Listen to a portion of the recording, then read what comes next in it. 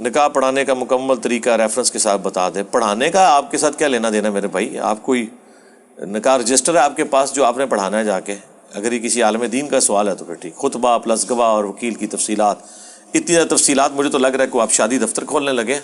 کوئی تفصیلات نہیں ہے. کنسرن لوگ جو کر رہے ہیں یہ کام، ان سے آپ رابطہ کریں، بڑے اچھے طریقے سے وہ کر رہے ہیں کام. اور اگر آپ نے اس چیز کو سیکھنا ہے تو میں نے مختلف ویڈیوز کے اندر اس کی ریکارڈنگ کروائی ہے، اور ریٹن فارم میں مشکات المصابیح کے اندر نکاح والا پورا چیپٹر کھول کے آپ پڑھ لیں، آپ کو ترتیب سے پتہ چل جائے گا.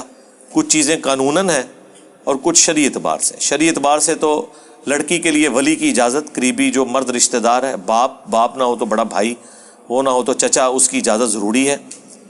اور حق مہر کے عوض گواہوں کی موجودگی میں ایجاب و قبول ہوگا. خطبہ نکاح جو بھی کسی کو آتا ہے وہ پڑھ لے، وہ سنت ہے، وہ نکاح کی ضروریات میں سے نہیں ہے، لیکن پڑھے.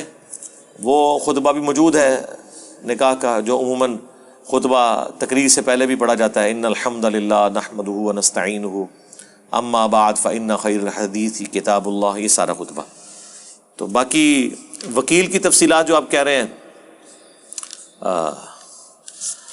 وکیل اس صورت میں ضرورت پڑتی ہے جب آپ نے فزیکلی عورت کو موو نہیں کرنا، تو اس کا باپ یا اس کا بھائی اس کی طرف سے وکیل بن کے جاتا ہے. جس طرح مسجد میں بعض کا لوگ نکاح کرواتے ہیں، تو اب عورت کو مسجد لے کے جانے کی ضرورت نہیں ہے، اس کی طرف سے ایک وکیل چلا جائے گا جس کو وہ اجازت دے گی کہ آپ میرا نکاح فلاں کے ساتھ کر لیں.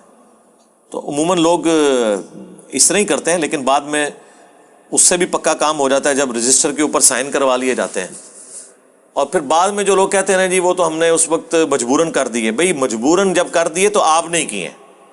جو بعد میں آپ اپنے گھر والوں کو، ماں باپ کو ذلیل کرواتے ہیں کہ مجھے یہ رشتہ منظور نہیں ہے، یہ ذلت آپ اس دن کاٹیں نا جس دن آپ کے پاس نکاح رجسٹر سائن ہونے کے لیے آیا.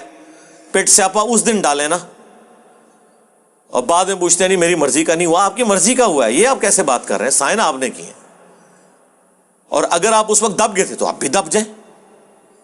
یہ کون سی بات ہوئی؟